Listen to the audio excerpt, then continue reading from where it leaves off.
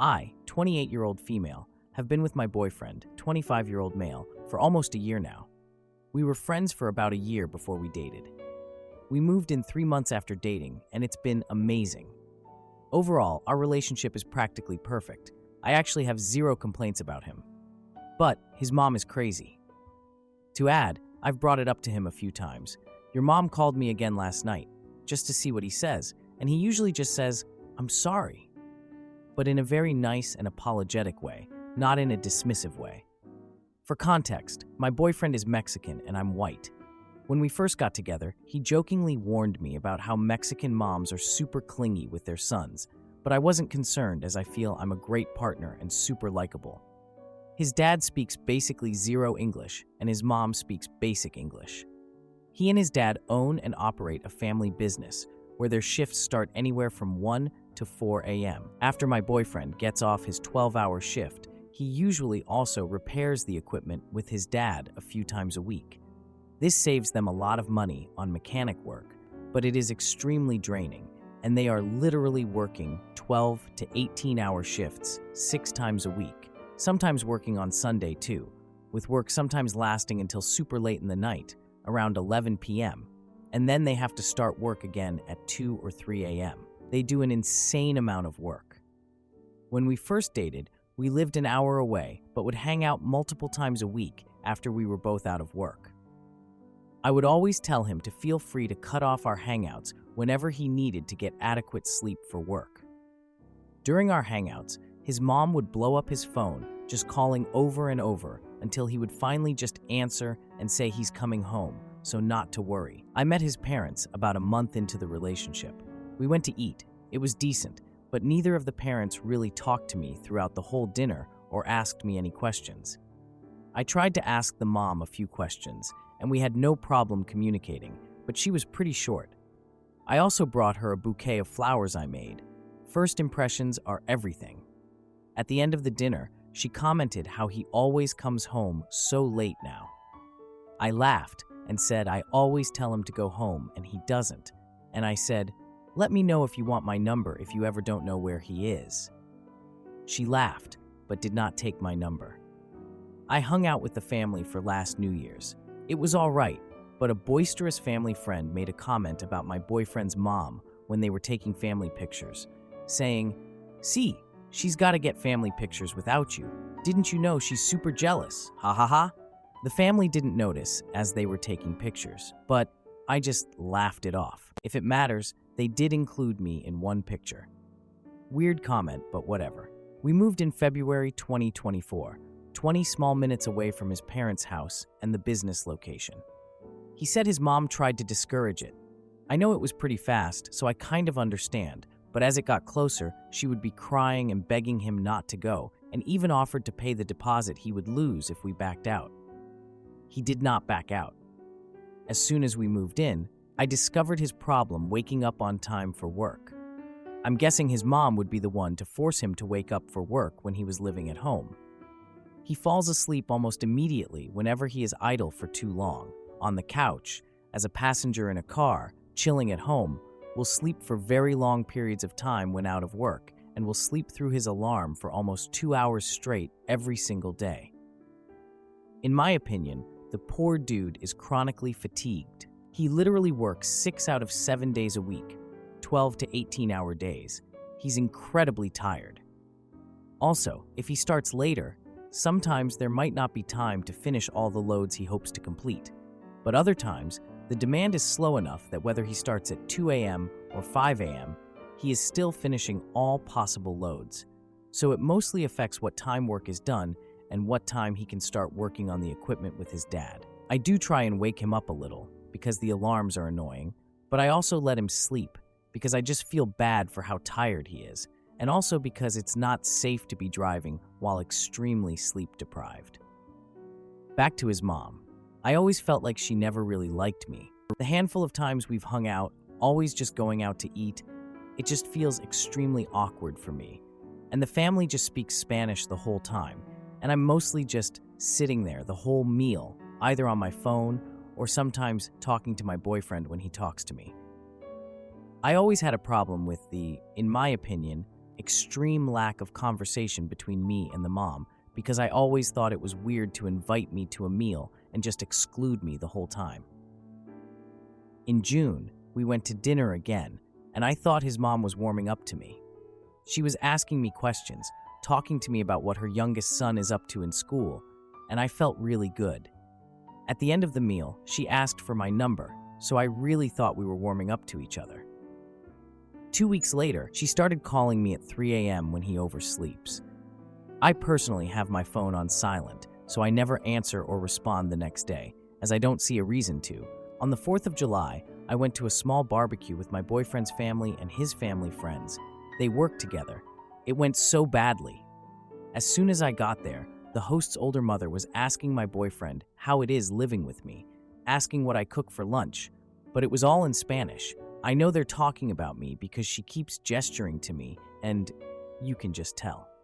They ask in English, "What kind of things do you make him?" I'm an incredible cook, so I pulled out an album I had ready of gorgeous, colorful plates. Satisfying but unnecessary context. His mom can't cook at all. They start speaking Spanish again, and then in English say, "Haha, you need to start making lunch for his dad too."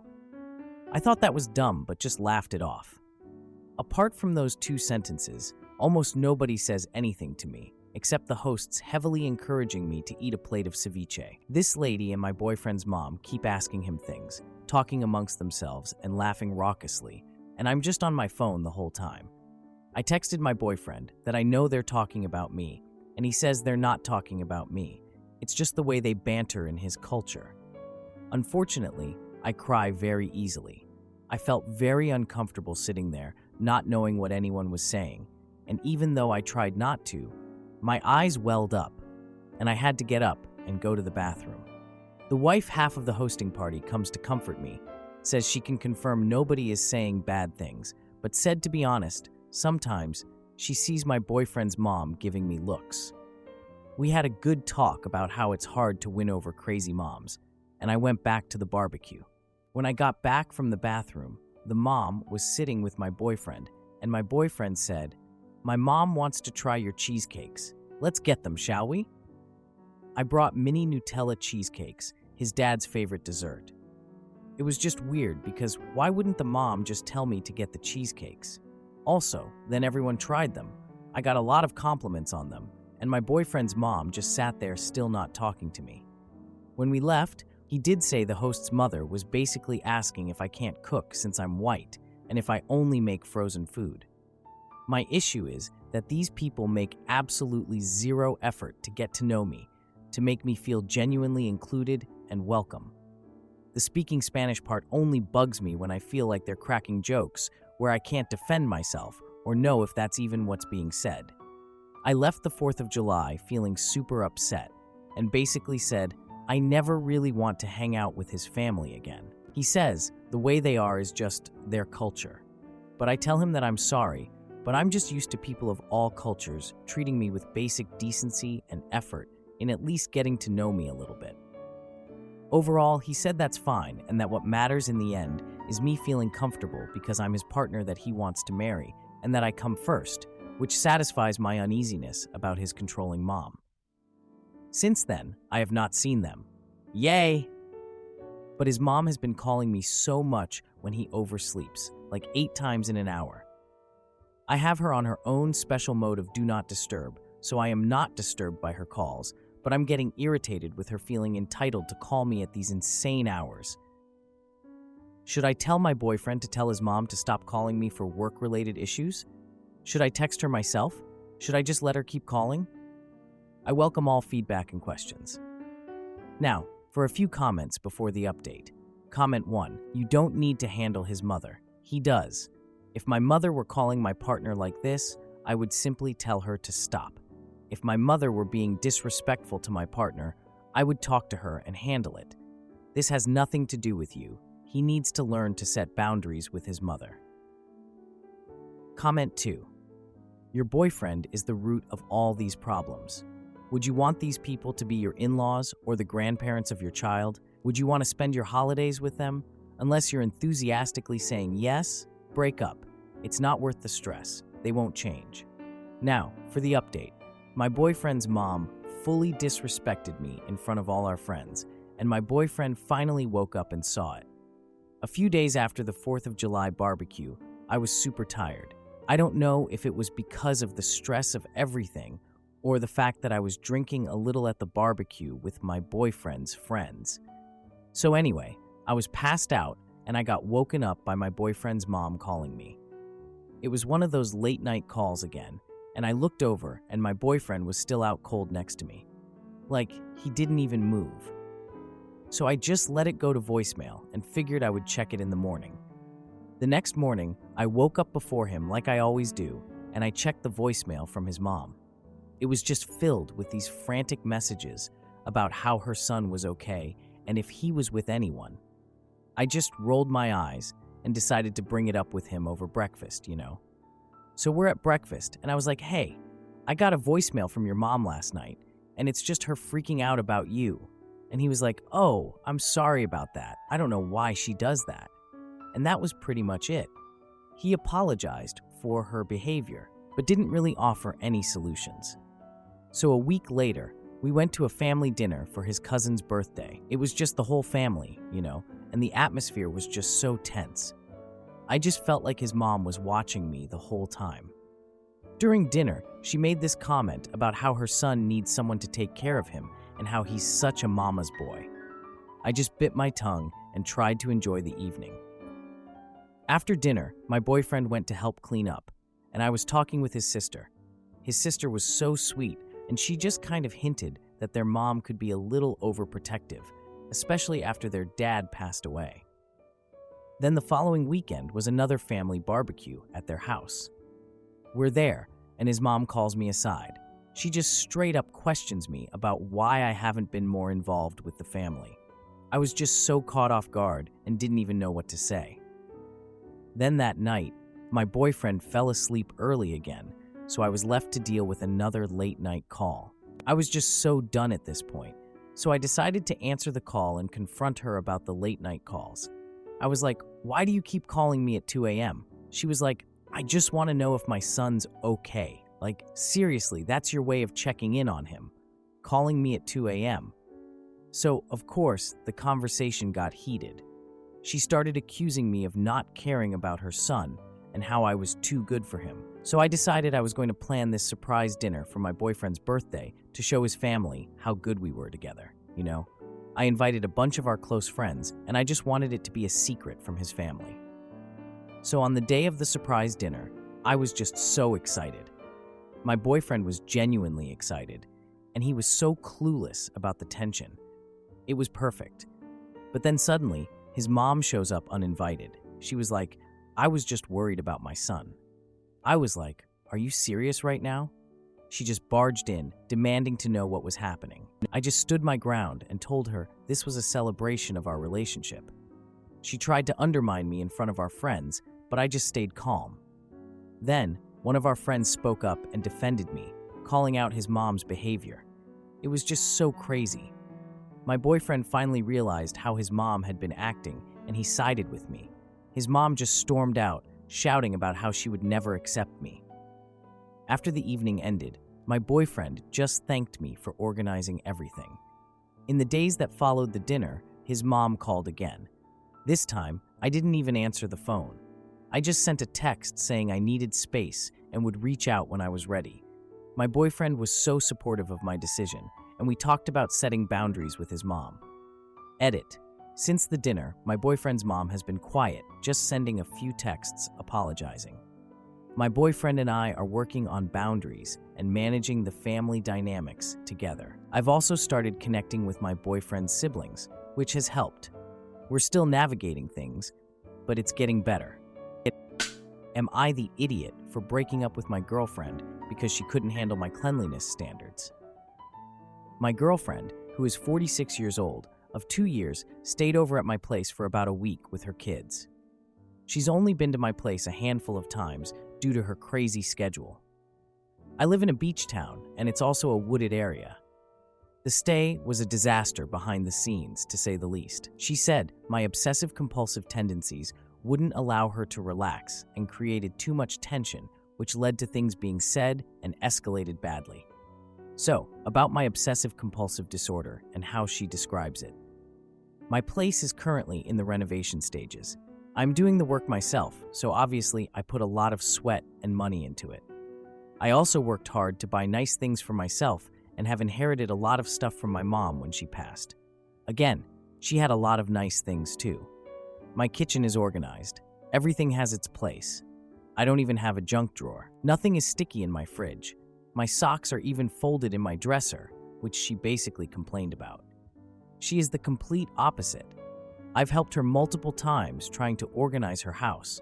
She's asked for help with it, and it'll last for a short time before it goes back to normal. She constantly loses socks and other clothing, rarely ever wears matching socks, and her kitchen is a disaster. She's had an ant problem in the kitchen and a mouse problem in the basement due to her kids leaving food around all the time. We did clean out the kitchen, solve the ant problem, and I also got rid of the mouse problem. We agreed on a rule of no eating in the basement, but that rule is long gone. As for the rules at my place, obviously, no leaving random food around and no eating on my couch or in the bedrooms. I don't want an ant or mouse problem, and I also don't want my couch stained like hers. Brush the sand off outside before coming in. I even recommended having a shower after the beach. Don't leave the outside light on. Being in a wooded area, there are a lot of bugs. She and her girls hate bugs. I did leave the light on when they were camping in the backyard for safety, and they kept complaining about the number of bugs and freaking out when they got inside. Apparently, this is a rule according to her. Make sure you rinse out the kettle before its use. I have hard water. Boiling water always leaves its minerals behind, and it can be crunchy, almost like sand. Also, another rule according to her is not turning my air conditioner too low. She turned my air conditioner lower than what she has at her place, to the point the kids were saying it was too cold. I did get upset and said to her, I'm not interested in a massive bill either. If there's no one in the room, don't leave the light on. If you use something, put it back where you got it. Don't hang a wet towel on the wall hooks in the bedroom. As mentioned above, my house is under renovations, and I only have bare drywall with no paint or primer. I am worried about a constantly wet towel damaging the paper on the drywall. Rinse the recycling. Again, living in a wooded area, there are a lot of animals, and my trash and recycling cans are outside. I have a latch on my garbage can due to raccoons making a huge mess, so I don't want them being attracted to the recycling either. One year, we even had bear sightings. She expects me to lay off my expectations and my obsessive-compulsive traits, saying that my being obsessive-compulsive is a massive problem for anyone. She said if we ever move in together, the way I live isn't a happy home and is too stressful. She also doesn't want to come to my place anymore until I relax a little. We try to come to a compromise, and I relax on certain things. Yet she never tries to pick up on her end to meet in the middle. I've even said this to her. I got upset at one moment and said my place has a lot of rules because her place has none. I know that was ignorant of me to say, but it's extremely frustrating when she thinks it's normal to have things spilled everywhere, mold in the fridge, and garbage left behind by her kids constantly, etc. Her kids are between 10 and 15 years old. They will take a new glass for every cup of water until the sink is filled with 20 glasses. I bought water bottles to stop this, and it still isn't working fully. She even taped up the glass cabinet to stop them from taking new glasses constantly. I'm at a complete loss about where to go from here. We've been arguing for 5 days. It seems to get a little better until one of us says something we shouldn't. We've talked about living together, but I'm not interested in living with a mess at home. Is there any way to compromise on this? Are my rules unrealistic, or are there too many? Now for a few comments before the update. Comment 1. As someone with obsessive-compulsive disorder, I find this frustrating. People calling neatness and cleanliness so OCD really annoys me and is a massive misunderstanding of what obsessive-compulsive disorder is. We don't all wash our hands 500 times and have spotless houses. It's a medical condition with huge variances, and it belittles what living with obsessive-compulsive disorder is actually like. This is like saying, I'm so depressed because they sold out of corn chips. No, you're upset. Medical conditions aren't transient feelings. Your girlfriend is shaming you about having particular standards for your own home by pathologizing your behavior. If you're happy with these standards and they don't cause you distress, you don't have anything to be worried or ashamed of. Sidebar: her or anyone calling people OCD is also offensive. People aren't obsessive-compulsive disorder. They have obsessive-compulsive disorder. Comment 2. Your house, your rules. If she doesn't like your rules, she doesn't need to visit your house and possibly be in a relationship with you. You have your reasons for your rules. The only rule I find strict is the shower after the beach. But I've never gone straight from the beach into a house, so I assume there's something about the sand being tracked in that I'm not 100% getting, which I would defer to your rule. Plus, you say it is only recommended. Again, your house, your rules. Anyone who visits should be willing to abide by them without complaint. Now for the update. It's been about a month since the messy week with my girlfriend. I can't say it's been the most peaceful month of my life, but here we are. So, we had a family barbecue at her sister's house last weekend. Her sister, who has 2 kids, invited us over to celebrate the kids' birthdays. It was a pretty typical family gathering, you know? The atmosphere was relaxed, with plenty of food and games for the kids. I tried to keep things light, knowing the chaos that was waiting just under the surface. During the party, my girlfriend's sister mentioned how chaotic her home was, joking about it, which made me chuckle a little. But my girlfriend laughed while shooting me a look that I didn't understand. Like, seriously, what was that about? I was sitting next to my girlfriend's brother, who is always easy to talk to. He brought up how he keeps his place organized, sharing tips on maintaining a tidy home, which was refreshing because, let's be real, I needed someone else to be on my side. But then my girlfriend interrupted, saying her brother was just as messy as she was. After the kids opened their presents, my girlfriend's sister asked about our plans for living together. I mentioned that we were still figuring things out, trying to keep it vague because I could feel the argument coming. My girlfriend chimed in, saying I was too uptight about cleanliness. This led to a heated discussion in front of everyone, with her making jokes at my expense. I tried to laugh it off, but her brother looked uncomfortable. Later, when we were alone, my girlfriend accused me of not being supportive. I explained I was trying to keep things clean, especially after the bear sighting. Like, come on, people, a bear was sniffing around my trash, and I'm the bad guy for wanting to clean up. A few days later, I noticed my girlfriend's kids were playing with some toys I had put away. I asked her about it, and she brushed it off, saying they like to play freely. I pointed out that the toys were getting mixed up and cluttered, which was an issue, but she just snapped at me, saying I was too controlling. We had planned a weekend trip to the lake, but she canceled at the last minute. She said she needed to spend time with her kids and couldn't handle the stress.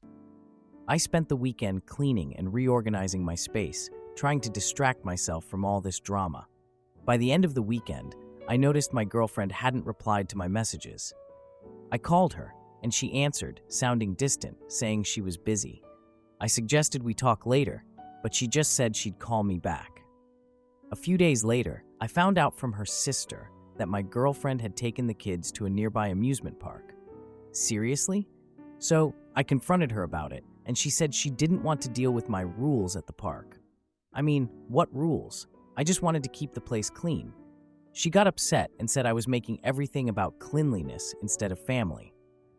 We ended the call with her saying she needed space to think.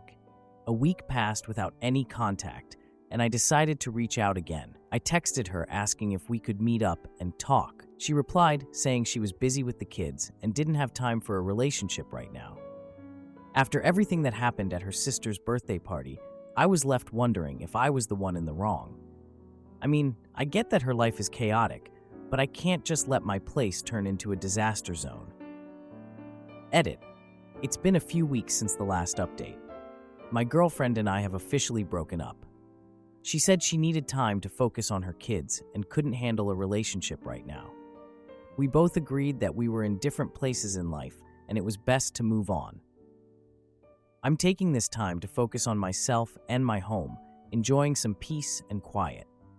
Her kids were always a joy to be around, and I hope they find happiness moving forward. Am I the idiot for wanting to leave my husband after he revealed he's an alcoholic? My husband and I have been together for 13 years, married for 8. No kids, as we have not reached enough financial stability to raise a family. My husband has been unemployed for 7 years, so I am the sole income. Every bill is in my name. He struggles to keep enough of a routine to help with housework. He enjoys cooking, so he will cook us a meal every evening. However, dishes, laundry, cleaning, and gardening are left to me. I work 50 hours a week to have enough money to support us both. 7 years of this has left me feeling trapped and overwhelmed, and after a lot of therapy, I realized that I deserve more than this, and that I would feel more stable ending the relationship. If I could move out and live somewhere else, I would have left already. However, it is my house, and I can't afford to rent a second home.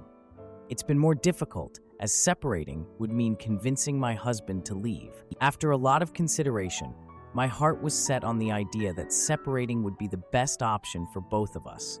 So my husband would need to become more independent, and I would have fewer of these feelings of frustration and resentment about being the only person working on our relationship.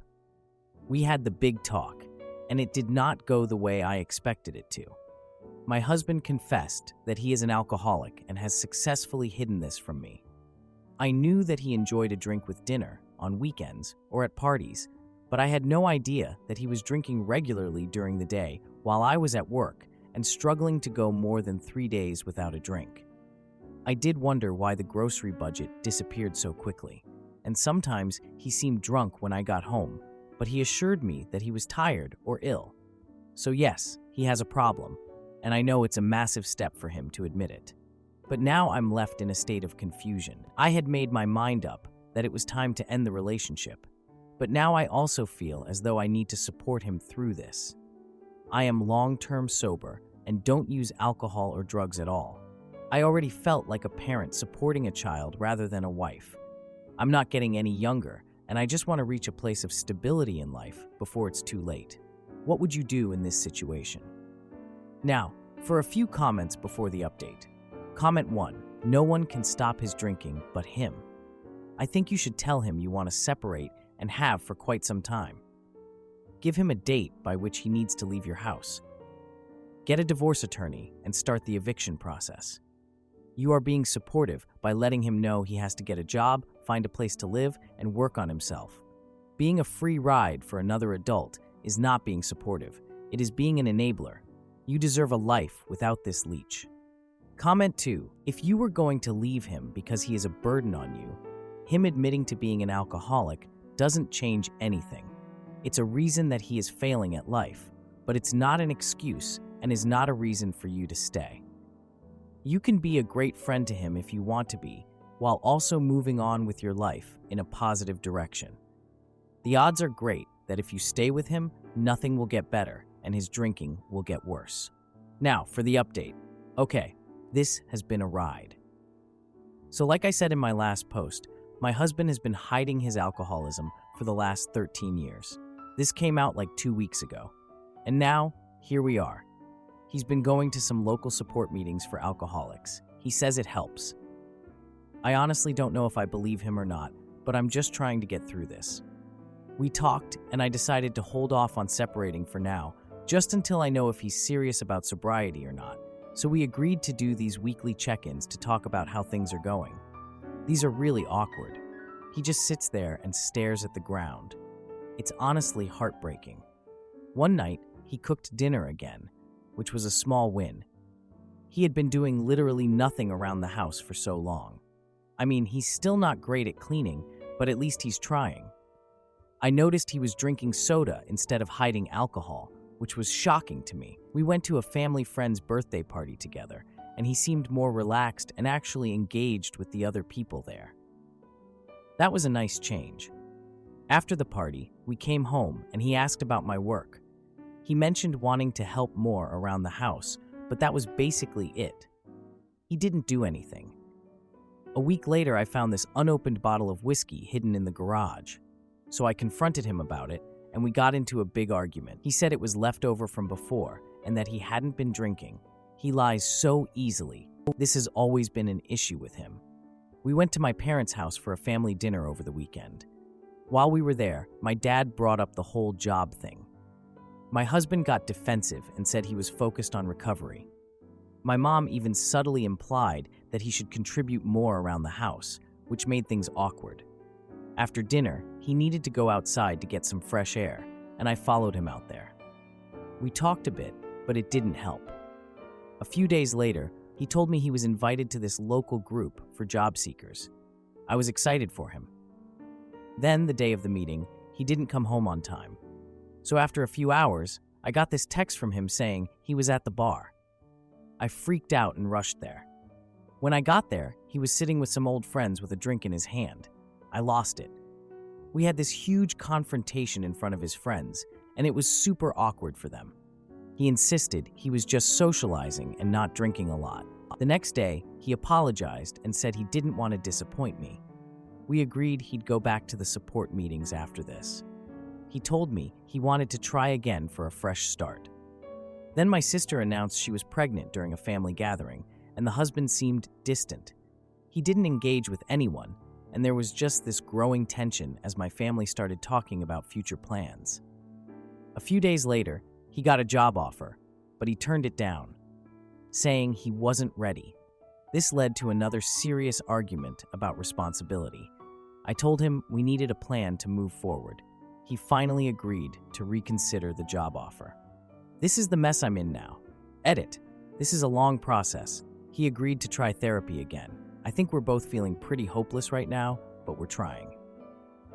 If you like this video, you'll probably like these too. Also, while you're here, please consider subscribing. It's your support that keeps this channel alive and allows me to make better and longer videos.